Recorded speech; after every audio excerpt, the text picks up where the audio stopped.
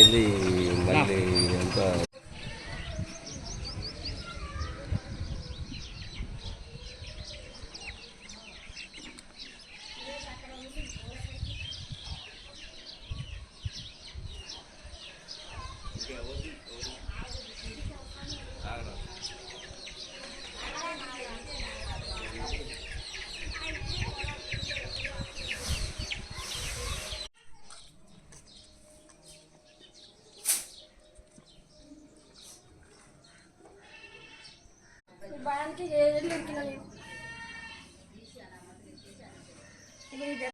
ఆగమాగం చేసారు.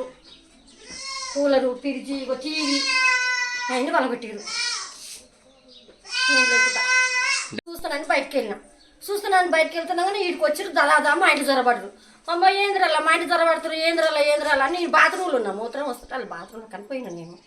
ఏంద్రాల మా ఇంటి కురుకొస్తారు అంటున్నాగానే ఇల్లు పక్క పలగొడుతుంది. ఓ లంజగా నువ్వు ఇంట్లో ఉన్నావు అనే లంజా అని ఇంక దమ్మ డోర్లు బాత్రూంలు గుద్దంగానే పోయి మామ బయట విని మీ కాలంలో మొక్కుతున్నాలో నా ఇల్లు అంత ఆగం చేస్తున్నారో మీ దండం పెడతారంటే ఓలన్నా చూస్తలేరు.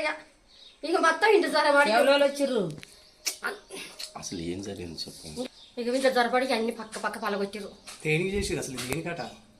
ఇక దేనికట అంటే ఇప్పుడు వాళ్ళు వీళ్ళు తిరుగుతురుగా సారు, వీళ్ళు తిరుగుతురుగా వాళ్ళు. ఇట్లా చేయడానికి కారణం ఏంటి? ఏ కారణం అంటే నేనేం చెప్పేసి వాళ్ళే తిరుగుతురు ఊళ్ళే వచ్చి సరే ఇంట్లో జ్వరపడి మేము ఏమైనా పంచాయతీ పెట్టుకోలేదు సార్ వాళ్ళతోటి. వాళ్ళకి ఎదురుపోలేను సార్ నేను నా ఇంట్లో నేనున్నా.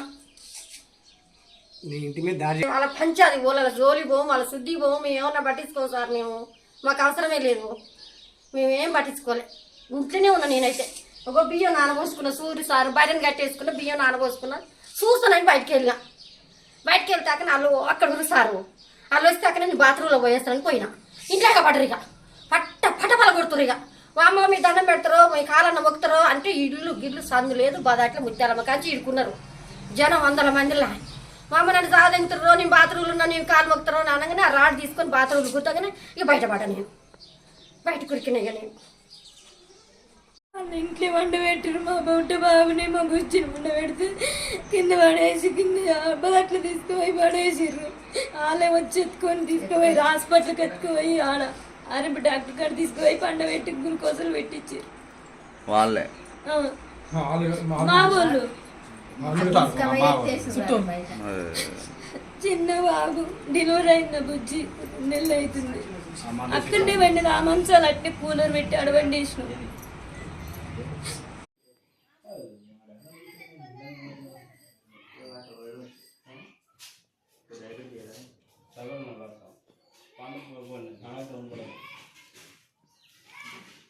ఊర్లో కూడా గుర్తుకు